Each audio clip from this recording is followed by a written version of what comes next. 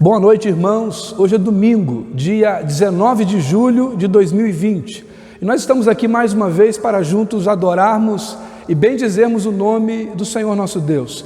Eu queria, nesse momento inicial de culto, como é comum que nós fazemos a cada domingo, ler com você um texto da Palavra de Deus que diz em Filipenses 1,6. Acompanhe comigo, Filipenses capítulo 1, versículo 6. Diz o texto: estou certo que aquele que começou a boa obra em vocês há de completá-la até o dia de Cristo Jesus.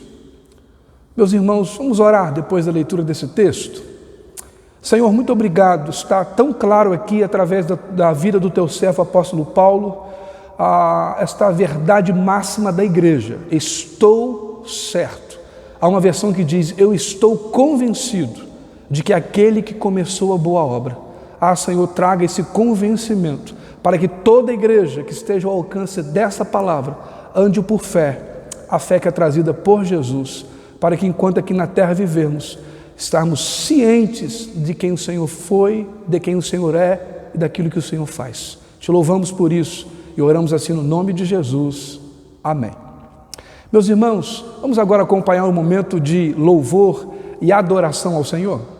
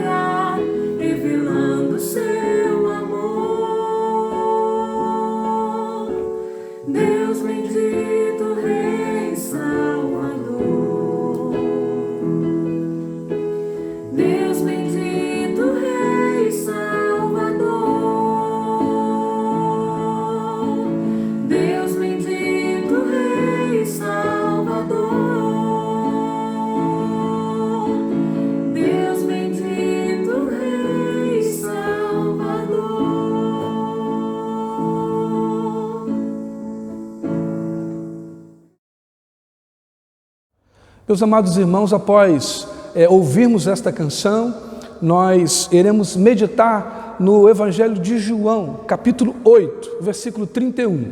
Esse é o texto da mensagem dessa noite. O tema é discípulos de verdade. Vamos ler o texto? Evangelho de João, capítulo 8, versículo de número 31. Diz o texto: então Jesus disse aos judeus que haviam crido nele: se vocês permanecerem na minha palavra, são verdadeiramente meus discípulos. Você gravou pelo menos essa última frase?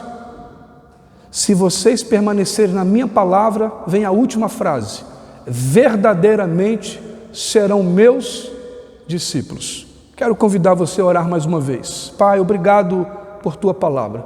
Estamos diante dela e suplicamos que sejamos transformados por ela. Queremos ser encontrados como aqueles que foram achados discípulos de verdade. Essa é a oração que pedimos e fazemos ela pelo nome de Jesus. Amém. Meus amados irmãos, o tema desta noite é exatamente esse: discípulos de verdade. Jesus estava falando ao seu povo. Jesus estava diante dos judeus. E olha que coisa interessante, não era qualquer povo, porque embora fosse o povo judeu, o texto de João capítulo 8, versículo 31, diz que Jesus estava falando aos judeus que haviam crido nele. Esse já era um grupo seleto, era aqueles que já estavam crendo. E o tema é discípulos de verdade. Eu queria pensar com você, nesse momento introdutório da mensagem, sobre autenticidade. A autenticidade é uma das palavras que tem pipocado no coração e na conversa de muitas pessoas. A autenticidade é uma palavra muito confundida. Em geral, alguns acreditam que ser autêntico ou que autenticidade seria a pessoa falar o que pensa ou fazer exatamente o que deseja ser feito. Ela não presta conta a ninguém, eu faço o que eu quero. Nós temos acompanhado, diante da opinião de alguns especialistas, nós vivemos um tempo muito peculiar. Nunca se teve tantas mudanças como se tem hoje. O choque de culturas, a mudança de valores vem acontecendo nessa geração que, de uma forma muito ligeira, tem acompanhado as mais mutáveis, as questões mais alteradas que se tem no nosso dia a dia. A cultura do liberalismo, a cultura do hedonismo e entre outras culturas, entre outros pensamentos, tem trocado e acabado com valores que são valores divinos, que são valores cristãos, que são valores da nossa fé. Há uma necessidade, há um clamor da nossa geração para que haja uma única expressão para todas as pessoas. E com base nisso, olha o que a matéria trazida por um colunista do site Exame traz sobre essa questão da autenticidade. O site diz assim: temos uma necessidade latente de dar sentido para a existência, a encontrar algo que nos faça viver com mais propósito. Diz o site, como? Sendo autênticos. Argumenta o artigo por esse colunista com a seguinte expressão: autenticidade, invista em ser quem você é. Mas por que a autenticidade ela serve como solução para uma vida com mais propósito? Por que a autenticidade vai valorizar ou vai fundamentar a base de se viver uma vida com mais propósito? Esse site ele vai explicar que isso é para que eu e você, ou para que todos os homens aprendessem que nós precisamos ser únicos. Esta é a forma como o site e o colunista do site Exame se explica para defender que a autenticidade, que é invista em que você é, será base para que você possa viver uma vida com mais propósito. Meus amados irmãos, nós nunca tivemos tantas informações como nós temos hoje. Nós somos a geração da informação. Nós temos aí através dos smartphones, nós temos através do tablet, nós temos através da televisão, seja televisão na sua casa, seja televisão no seu carro, até em aviões. As informações chegam por todos os lados. São tantas as informações que nós não conseguimos processar. As informações chegam e muitas delas nos trazem alegria, satisfação, desejos, uns que são bons, outros que são maus, mas nós temos todas essas variáveis. nós temos de fato pela comunicação e por toda a gama de informação na internet, aquilo que a ciência da comunicação chama como a vitrine dos nossos desejos. Olhar para essa verdade é entender o quanto que ela está em conflito ou não com o tema da mensagem desta noite, quando o apóstolo João traz essa verdade. Jesus estava falando com os discípulos que haviam crido nele, e ele diz exatamente: se vocês permanecerem, é isso que Jesus diz, o texto é claro, se vocês permanecerem na minha palavra, verdadeiramente são meus discípulos. O site ainda vai dizer que autenticidade é a forma de se viver contente e feliz, porque segundo o site, a autenticidade vem através do conhecimento, ou melhor, a autenticidade vem através do autoconhecimento. É isso mesmo, sim, através do autoconhecimento. O autoconhecimento tem sido colocado como a solução de todos os problemas sociais da raça humana. E quando nós olhamos para esta afirmação de que a solução é definida por uma pessoa autêntica, e ser autêntico é quando nós baseamos a nossa vida no autoconhecimento, nós olhamos a princípio e não vejamos nada de mal. Por quê? Porque a própria palavra de Deus diz que nós deveríamos avaliar a nós mesmos. 1 Coríntios capítulo 11, versículo 28, a palavra de Deus diz: examinai, pois, o homem a si mesmo. A grande pergunta não é se nós deveríamos avaliar a nós mesmos ou não. Até porque o mais comum entre nós é as pessoas julgarem os outros, avaliarem a vida dos outros, e não fazer uma avaliação tão rígida como é feita quando as pessoas avaliam a vida das pessoas. A grande questão é que toda autoavaliação, é que todo autoconhecimento, ele sempre perdurará, ou sempre se manterá por um parâmetro. Qual é esse parâmetro? O artigo do site Exame vai dizer o seguinte: eu acredito, diz o colunista do site Exame, que o desafio de ser autêntico reside em agir de total acordo com o nosso eu mais profundo, com a nossa verdadeira essência. Pergunto, qual essência?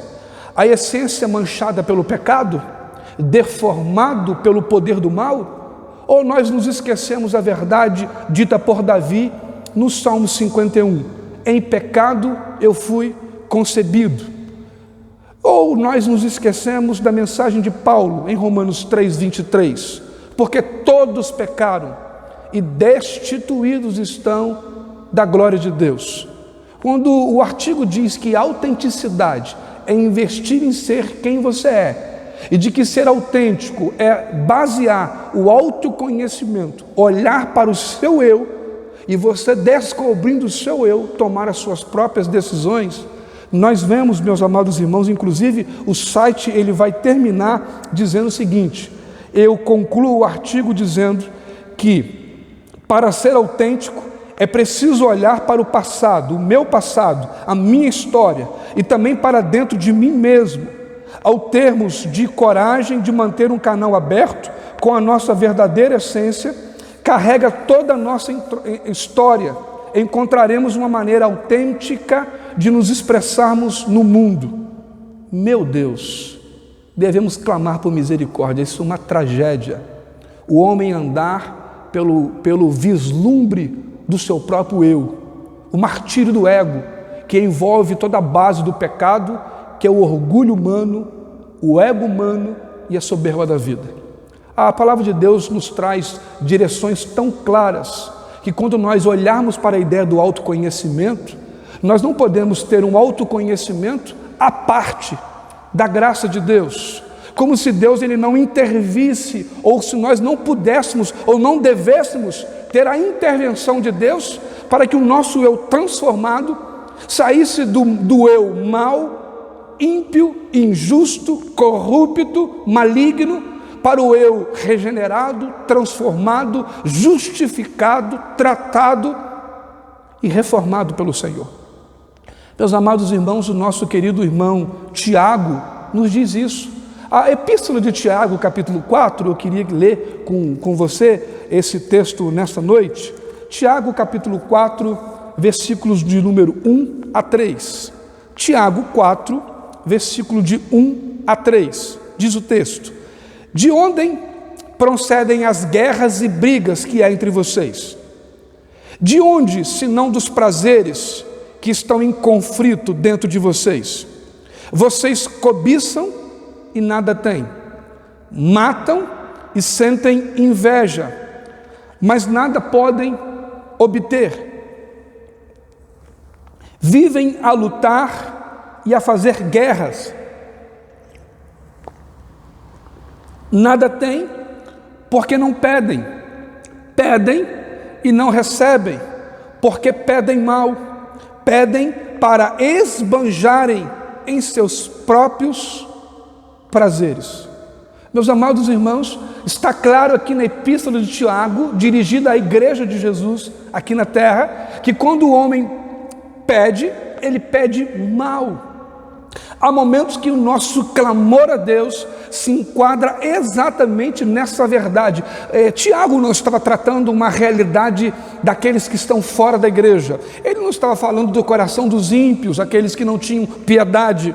Em concordância com o tema da mensagem desta noite, discípulos de verdade, Jesus conversando com os judeus que haviam crido nele. Ele diz que há um povo que quando pede, ainda pede mal. Por que ele pede mal? Porque ele pede para se esbanjar em seus próprios prazeres. Muitos vão acreditar que talvez o livro de Tiago, mal interpretado, ele é um cheque de Deus em branco. Você pode pedir que você vai receber, porque não importa a vontade do seu Deus. Deus quer satisfazer a sua necessidade, a qualquer custo. Meus amados irmãos, isso é mentira. Onde está isso na Bíblia? O texto, inclusive, começa a dizer e faz com que nós possamos refletir, porque a fé não é burra, a fé é inteligente. Deus é inteligente. E ele diz: de onde vêm as suas guerras? De onde vêm as suas contendas? Vocês matam, invejam, e quando pedem, pedem mal. Agora, Jesus ele vai ser mais cirúrgico ainda.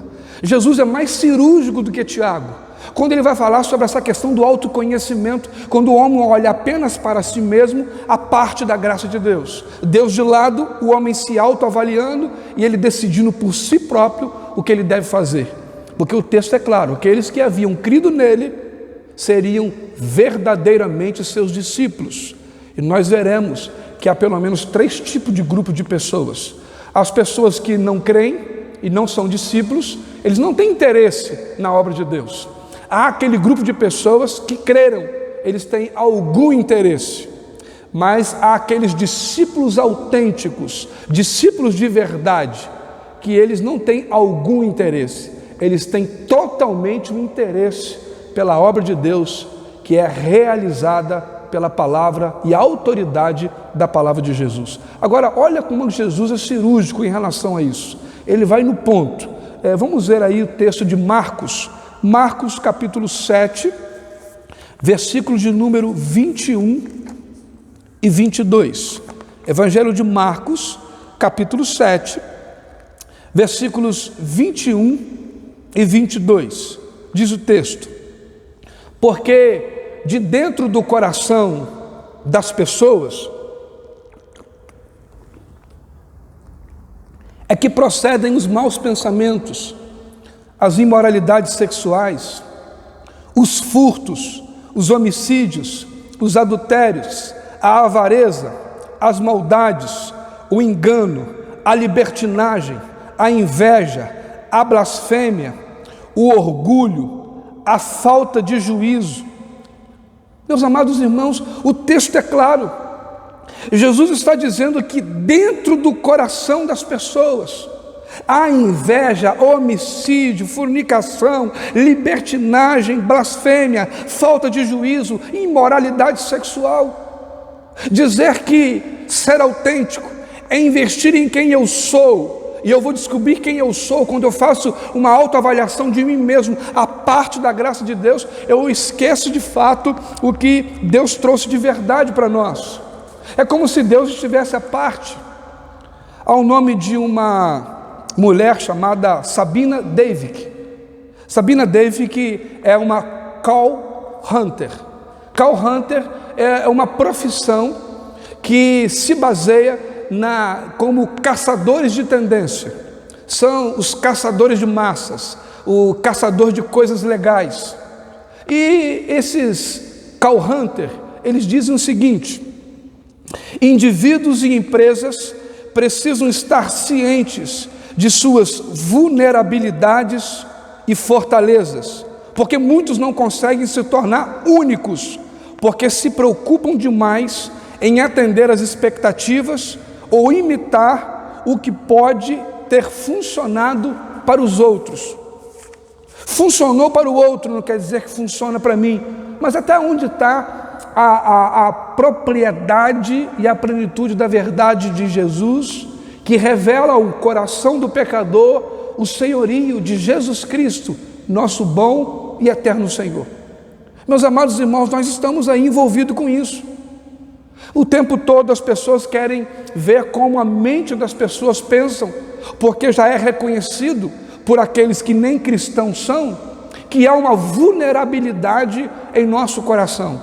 Há fortalezas no coração do homem. A palavra de Deus fala o que há no coração. Jeremias chega a dizer que o nosso coração, ele é enganoso. Salomão diz em Provérbios que de tudo que se deve guardar, guarde o seu coração, porque deles procedem a saída da vida. Jesus chega a dizer que aonde estiver o nosso tesouro, ali estará o nosso coração. E aí eu fico a pensar, se de fato o nosso eu mais profundo não pode ser a fonte para a construção da nossa identidade, o que deveria ser? Aí eu quero acompanhar contigo e levar você ao pensamento dado por Deus à vida do apóstolo Paulo. Olha o que o apóstolo Paulo diz para nós, como autenticidade cristã, como identidade em Cristo, para que você entenda qual é a base do seu autoconhecimento, o que de fato muda no seu eu, como identidade e autenticidade trazida por Cristo. Vamos ler comigo? Eu quero ler com você, Gálatas capítulo 2, versículo 20.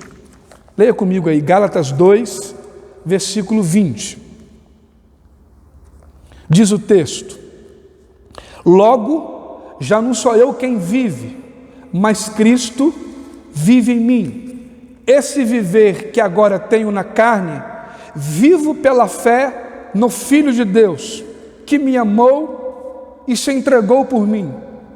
Meus amados irmãos, está claro que nesse texto, dado pelo apóstolo Paulo à igreja em Gálatas, que a solução para a nossa identidade está na identidade com Cristo. O caminho para a nossa autenticidade está aqui, a fé em Cristo. Paulo diz: fui crucificado com Cristo, e a vida que eu vivo agora, eu a vivo pela fé.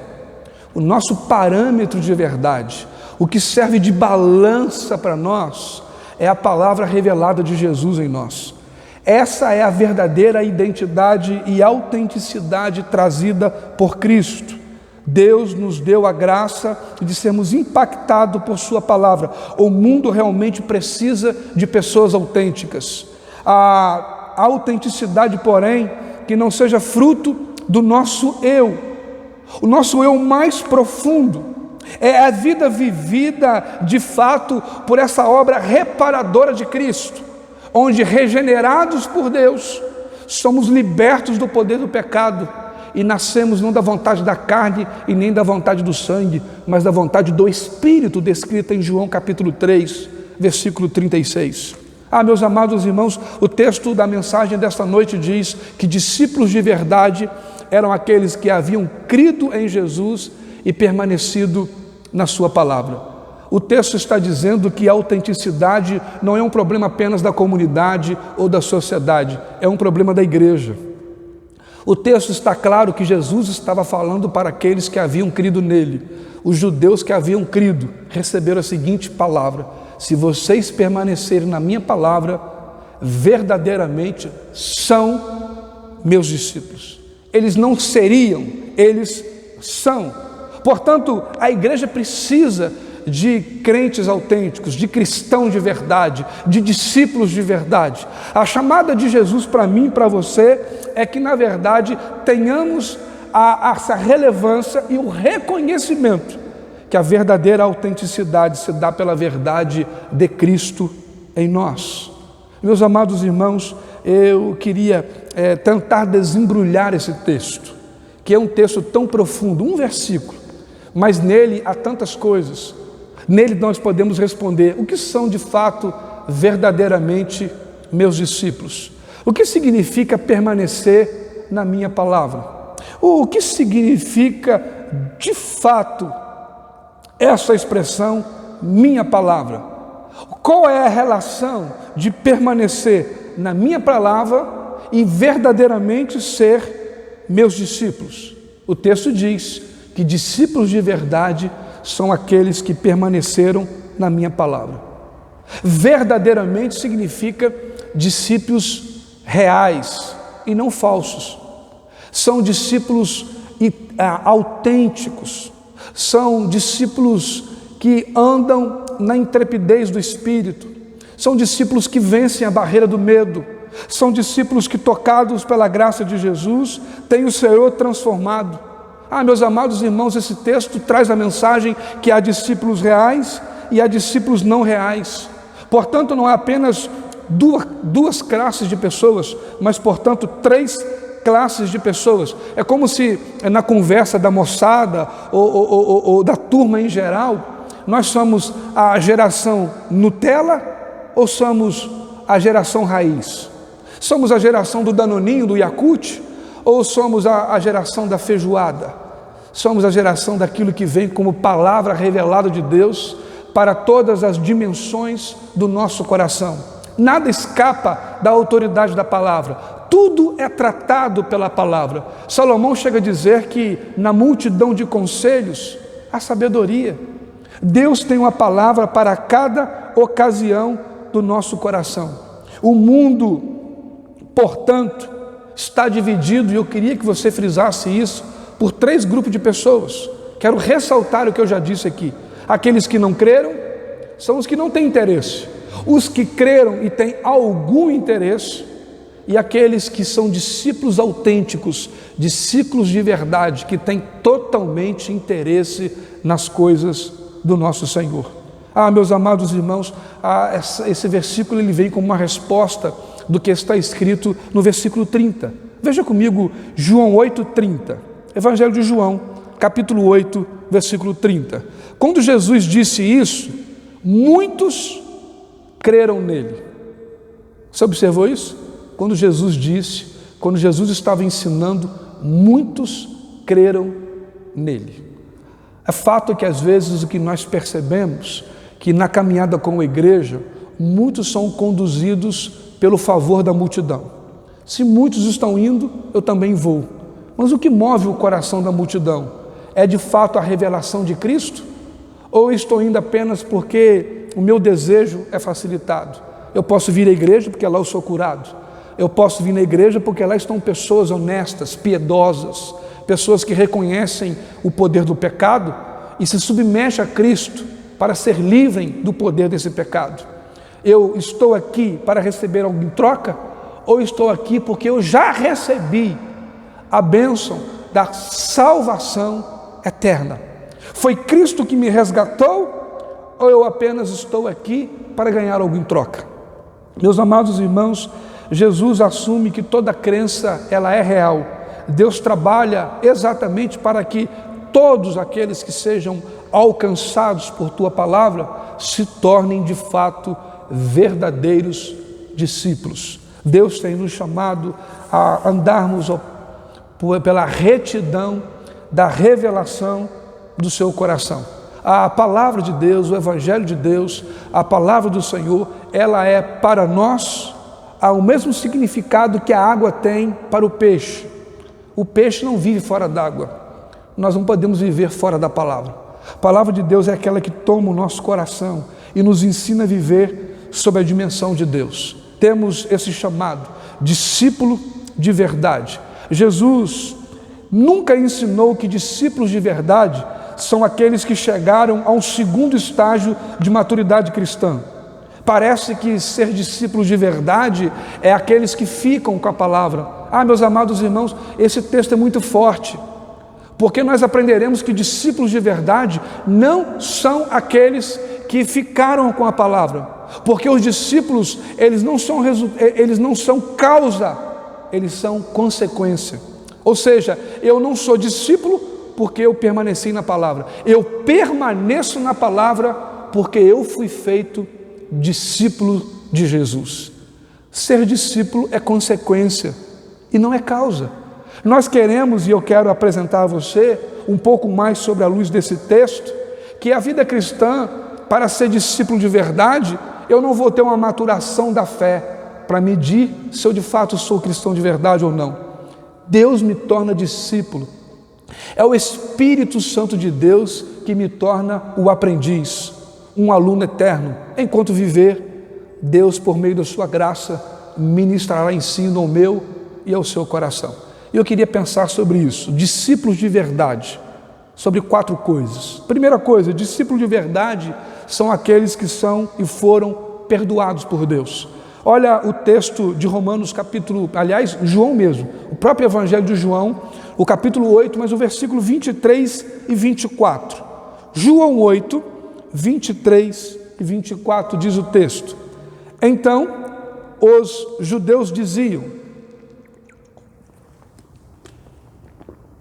será que ele tem a intenção de se suicidar? Por que diz: para onde eu vou, vocês não podem ir? Jesus lhes disse: vocês são daqui de baixo e eu lá de cima. Vocês são deste mundo e eu deste mundo não sou. Por isso eu lhes disse que vocês morrerão em seus pecados, porque se não crerem que eu sou, vocês morrerão em seus pecados. Você percebeu? Aqueles que não crerem que Jesus era o eu sou, o Filho do Deus Altíssimo, morreriam em seus pecados. Eles não reconheciam a palavra que está em João, em 1 João ou em João 1,29, que diz que Jesus é o Cordeiro de Deus que tira o pecado do mundo. Meus amados irmãos, está claro aqui que Jesus, ensinando aos judeus, tinha naquele contexto os fariseus, que não entendiam a mensagem do arrependimento, da confissão de pecados. Percebe que Jesus estava dizendo que aqueles que creem, os discípulos de verdade, não morrerão em seus pecados, porque se não crerem que eu sou, vocês morrerão em seus pecados. Morrerão em seus pecados aqueles que não creiam de que Jesus pagou o preço e morreu pelos nossos pecados. Meus amados irmãos, discípulos de verdade são crentes perdoados. Por que não? O que aconteceu com eles? Eles foram perdoados por Jesus. João escreve, além do Evangelho de João, o livro de Apocalipse, mas também escreve as epístolas. E a epístola de João, capítulo 1, versículo 9, diz que se nós andarmos na luz, como na luz Jesus está, Ele perdoaria os nossos pecados, porque aquele que confessa o seu pecado, Jesus é fiel para perdoar todos os seus pecados. Discípulos de verdade são crentes, são cristãos que reconhecem a necessidade e a realidade do perdão daqueles que invocam ao Senhor, suplicando-lhe perdão para os seus pecados. Eu quero caminhar com você para que você entenda que discípulos de verdade são aqueles que foram perdoados por Jesus, mas discípulos de verdade são aqueles também que foram resgatados da ira de Deus. O pecado teve um preço. Paulo diz isso aos Romanos: o salário do pecado é a morte. O pecado exigiu a nossa vida. Mas o texto continua. Diz que o salário do pecado é a morte, mas que o dom gratuito de Deus é a vida eterna em Cristo Jesus. Queria que você lesse comigo o que está escrito em João capítulo 1. João capítulo 1, versículo de número 29. João 1, 29, diz o texto: no dia seguinte, Vendo que Jesus vinha em sua direção, João disse: eis o Cordeiro de Deus que tira o pecado do mundo. Meus amados irmãos, a ira de Deus estava sobre o homem por causa do pecado. O homem então passou a se deparar com a realidade da morte. E João anuncia com intrepidez: eis aquele que tira o pecado do mundo, porque ele é o Cordeiro de Deus. Você lembra da parábola do bom pastor? Quando João capítulo 10, versículo 15, João diz: assim como o Pai me conhece, eu o conheço o Pai, e eu dou a minha vida pelas ovelhas. E Jesus deu a vida para que eu e você pudéssemos ser resgatados. Paulo diz aos Efésios que nós fomos resgatados das trevas para a sua maravilhosa luz. Diz que ele nos amou primeiro. Então Jesus aplaca a ira de Deus, porque ele se torna o cumprimento da lei. Ele se torna aquilo que era a exigência da lei. Ele pagou o preço que eu e você não poderíamos pagar. Discípulos de verdade são crentes perdoados, cristãos que entendem o perdão e podem não apenas acolher o perdão, mas semear o perdão. Mas discípulos de verdade são aqueles que foram resgatados da ira de Deus. Se você crê verdadeiramente, crê em Jesus, a ira de Deus não permanece sobre você. João 3, eu queria ler com você. Vamos ler João capítulo 3, versículo de número 36. João 3, 36, diz o texto. João 3, 36. Diz o texto, João 3, 36. Por isso, quem crê no Filho tem a vida eterna. Quem se mantém rebelde contra o Filho não verá a vida, mas sobre ele permanece a ira de Deus.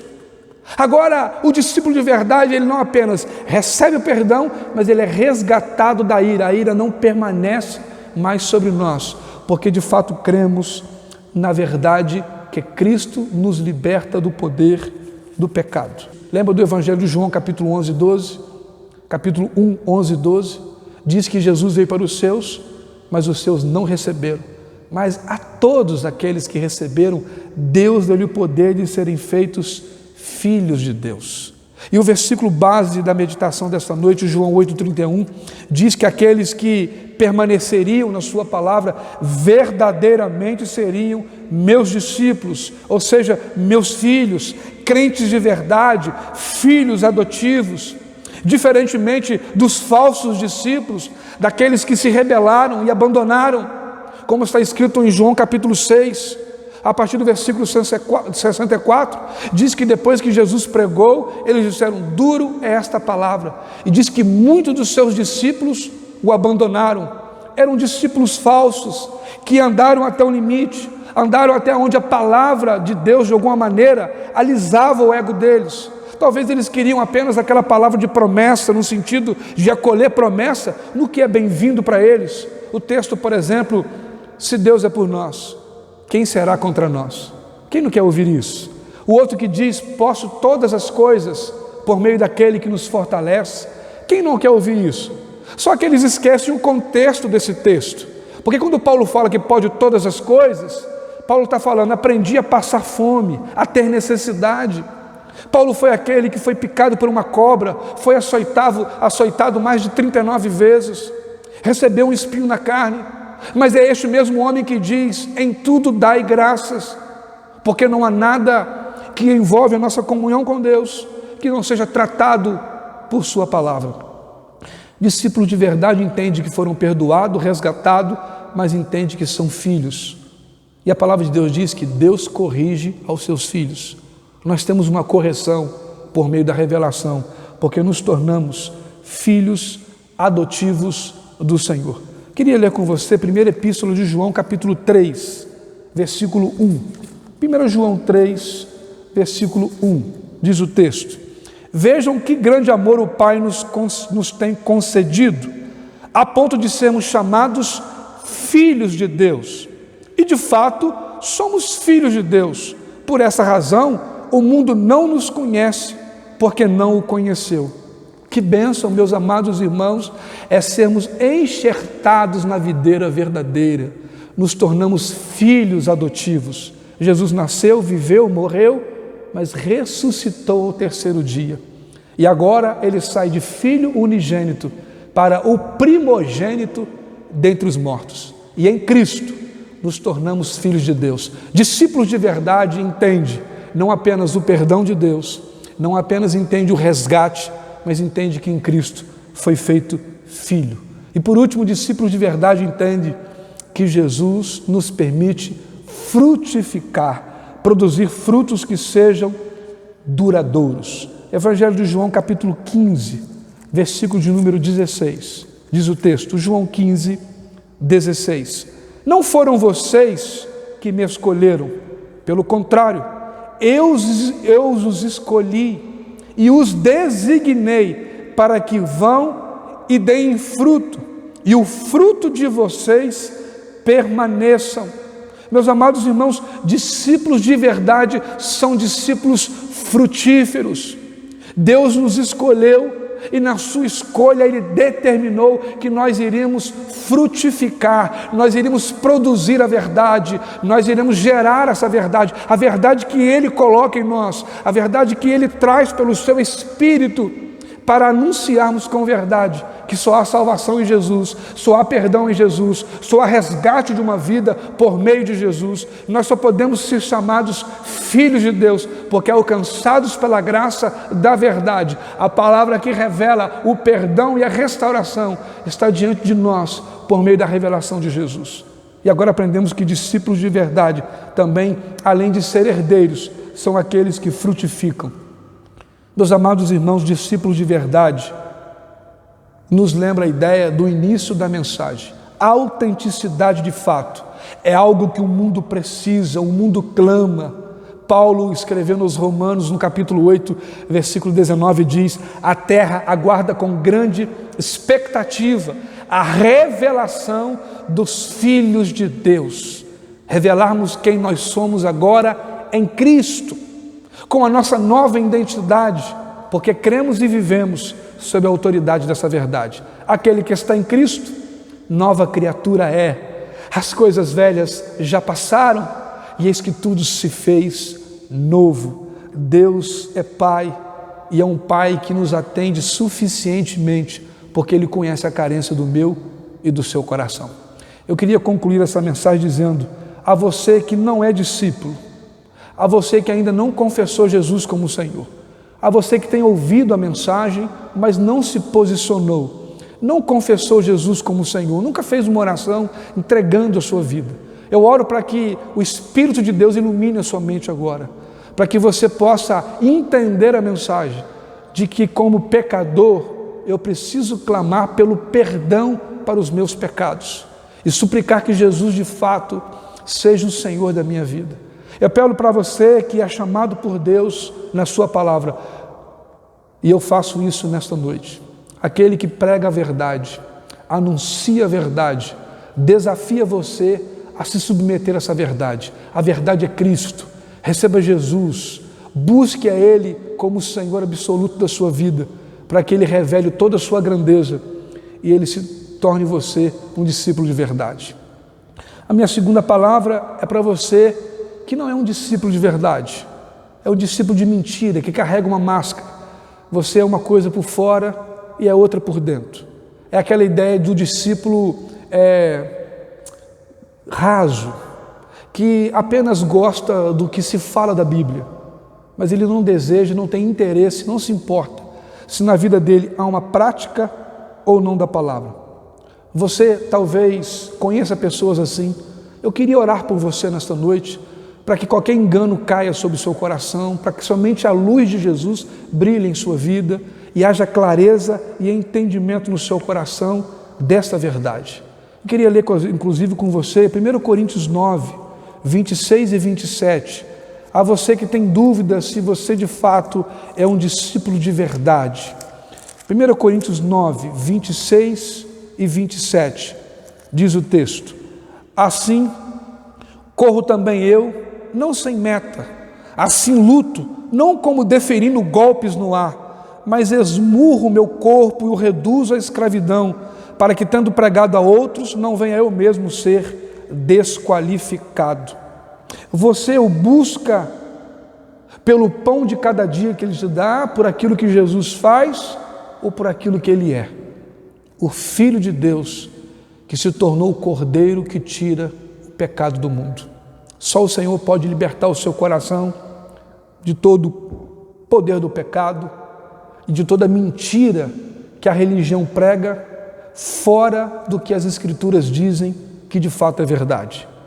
Mas eu quero também me dirigir a você, que é um discípulo de verdade, que tem jejuado, que tem orado, que tem meditado na palavra, que tem suplicado a cada dia o perdão para cada pecado que tem ferido o seu coração. Eu quero me dirigir a você dizendo que como é encorajador, como é abençoador saber que em Cristo temos a vida eterna, que saber que em Cristo fomos salvos de todo o poder da ira. E eu queria fazer essa pergunta: quem é você?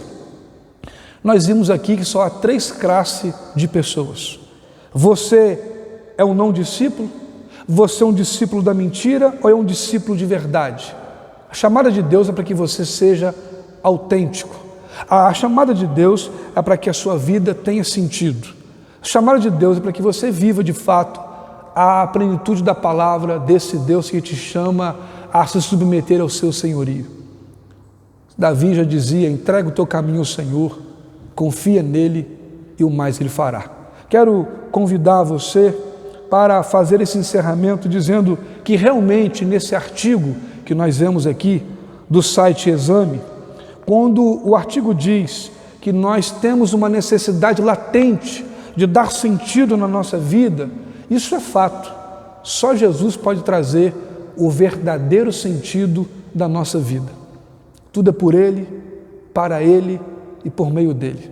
Se renda a Cristo, suplique o seu perdão e você receberá restauração, será regenerado e será transformado para a glória e o louvor do nosso Deus. Quero convidar você a acompanhar conosco agora um momento de louvor e adoração. Daqui a pouco nós voltaremos para orar. Semana que vem falaremos sobre o poder da palavra. Fique conosco, vamos ouvir esse louvor, daqui a pouco voltaremos, em nome de Jesus.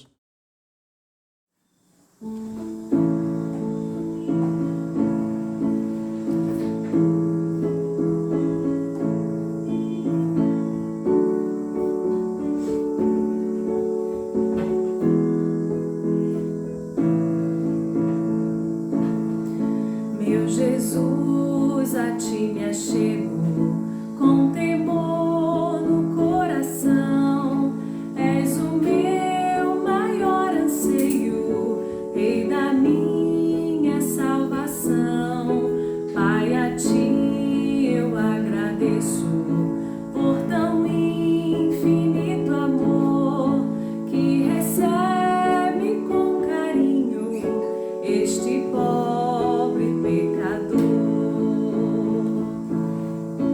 Boa é tua vontade de um onisciente Deus, que meus planos sempre estejam conectados com os teus.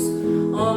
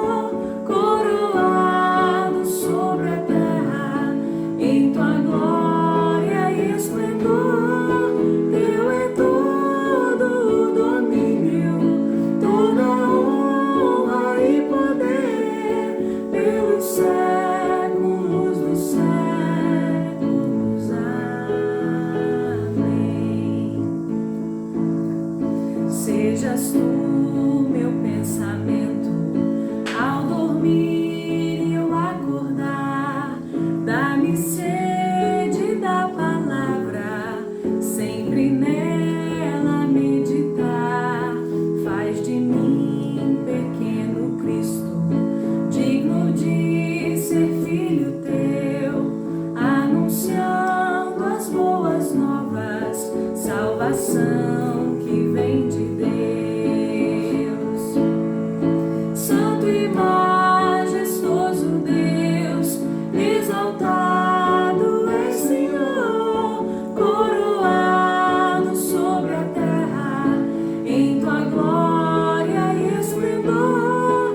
Teu é todo o domínio, toda a honra e poder, pelos séculos dos séculos. Amém. Santo e majestoso Deus, exaltado és, Senhor, coroado sobre a terra, em tua glória e esplendor. Teu é todo o domínio, toda a honra e poder, pelos séculos dos séculos. Amém. Acabou.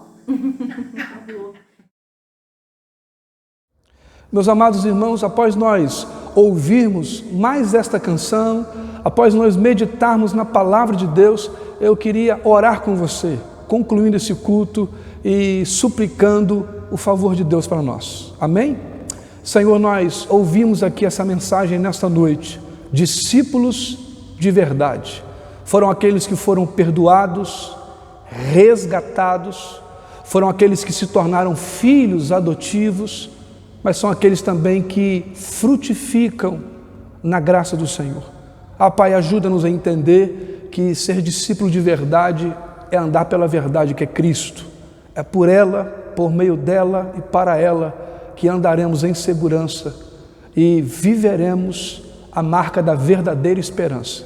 Por isso nós te louvamos, porque somos discípulos, porque o Senhor nos transformou por meio da tua palavra. Nós te agradecemos por isso e oramos assim no nome de Jesus. Amém.